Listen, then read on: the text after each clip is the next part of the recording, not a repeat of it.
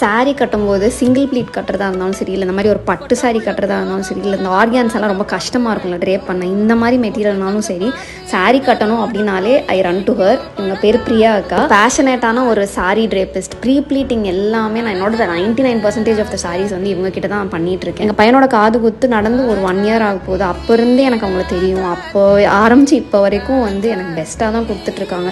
நேச்சுரலாக ஃப்ளஃபியாக வேணும் அப்படின்னாலும் அதுக்கேற்ற மாதிரி ப்ளீட்ஸ் கொடுத்துருவாங்க. அயர்ண்டாக தான் வேணும்னா அதுக்கேற்ற மாதிரி கொடுத்துருவாங்க.